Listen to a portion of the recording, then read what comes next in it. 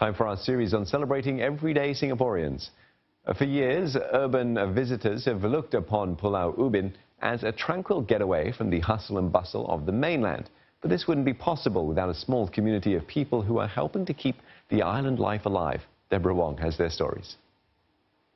How long can I handle the whole boat? It takes more than years. Then you really know what is a boat, how to use a boat.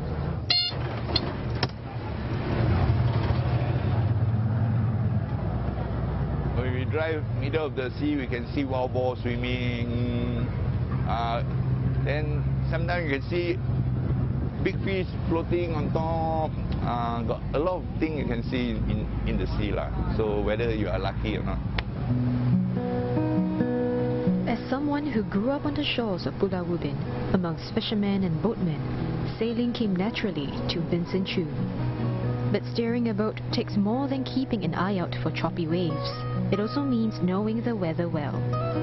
Just imagine, every day the tide is different, the wind is different. So when you want to come alongside a jetty, you must see the current, how is the current running and how is the wind blowing. So then you can alongside a jetty. Or else, if you don't know how to see the tide, you don't know how to see the wind, it's a big problem for you to alongside a jetty. For the last 7 years, Vincent has woken up at 4:45 a.m. to make it to Changi Point Ferry Terminal by 6 a.m. The former islander previously ran a provision shop on Pulau Ubin. The hours are long, especially during holidays when more visitors flood the island. Even so, he and the 33 other boatmen have a simple system where they take turns to ferry passengers. Some even come as early as 4 a.m. to be first in line to pick up shop owners and workers. Taxi driver Azman Hamid is one former islander who commutes by boat daily. Yes, very, very important. Without them, we are nothing here. Without them, actually, they are nothing. They are the first one. Normally from mainland, I will wake up around 5. Yeah, reaching here about 7:30. Azman is one of 9 taxi drivers left on the island who take turns to ferry visitors around Pulau Ubin. With no car repair shops on the island, these drivers have to do everything themselves. Actually, minor by the tires or we're changing the engine oil, we are doing ourselves. There is a friend that can do it. But when it comes to the major one about the aircon, we have to call the mechanic to come from Singapore. Bicycle shop owners like Kobe Chu echo the same sentiment. So if any bicycle are defected or what, we repair ourselves. Because you stay here, you have to do everything yourself.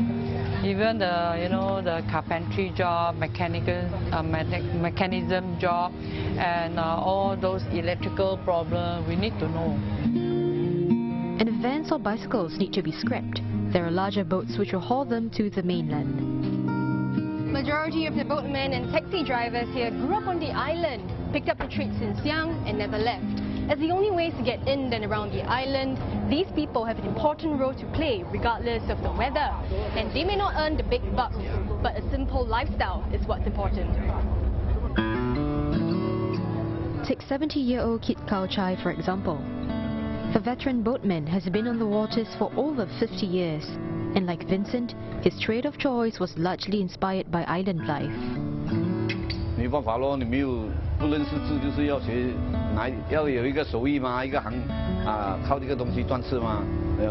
你等以前我们是13、14岁、15的时候就是到处流浪呢，还有哇采东西啦、爬树啦，什么东西一大堆嘛，就是流浪了。后来呢，老一辈的看到，哎呦，你这样浪费你的时间啊，来学走船以后你可以赚字嘛，这样就下来了。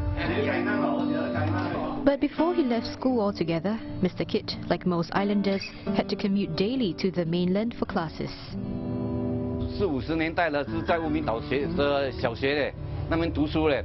然后你6年级毕业的时候啊，你就要早上就要坐船回来这边去学校读书嘞，坐船坐车嘞，晚上要坐车坐船回去嘞。有的住远的地方啊，5点就要开始大脚车下来，有的走路嘞。He lives on the mainland now and takes a taxi to the pier every morning for work. His weather-bitten hands are lined with calluses from years of sailing.